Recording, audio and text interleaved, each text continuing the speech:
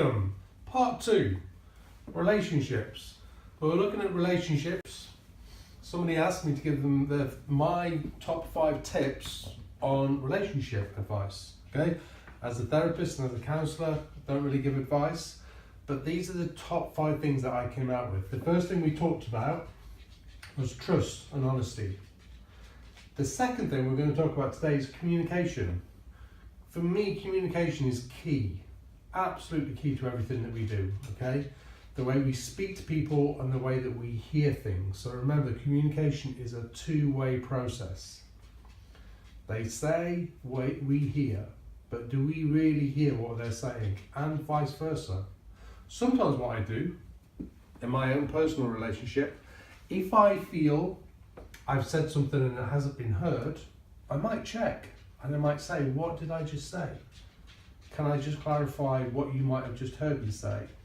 The other thing I might do is if I say something and I don't feel the other person's listening, oh, we've got a dog. The dog wants to be in the video as well. The other person's not listening, then I might say again, can I just clarify what I might have just said? Because it could be that they're just not on the same page as you at that moment. There's nothing wrong in that, but if I want to say something, then it's my and if I want to say something and I want it to be heard, then it's my responsibility to make sure it's heard. Just because I put something out there doesn't mean that it's necessarily going to be picked up. So take responsibility.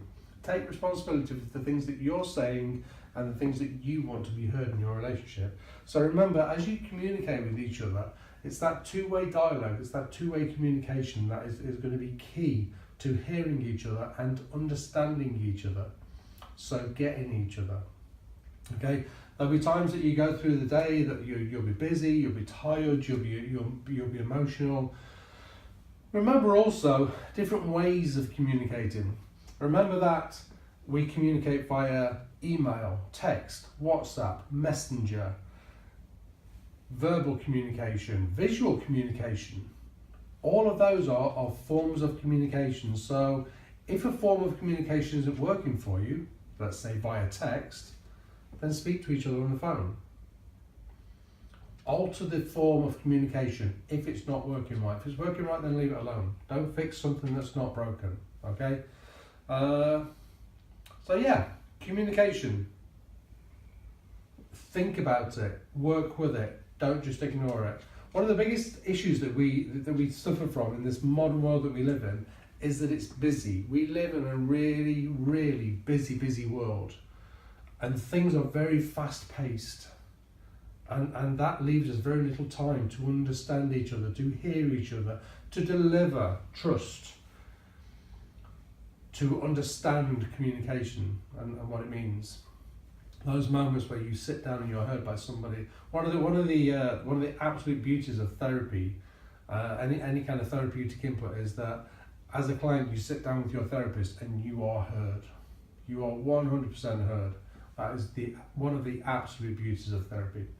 So anyway, key number 2, communication. Okay, so now we have trust and communication. I will be back in just a couple of days with number 3, okay? If you have any questions, please ask me what the questions are, and I will answer them as best I can. If you like these videos, then please share them, pass them out. Relationships can be really hard work, but they just need work putting into them. They take work, they take understanding, okay? You wouldn't expect a car to run without putting petrol in it, without having a service every year or an MOT, would you? But somehow with relationships, we expect that they will just run and run without any input. Okay? Be nice to each other, be kind, be happy. Take care.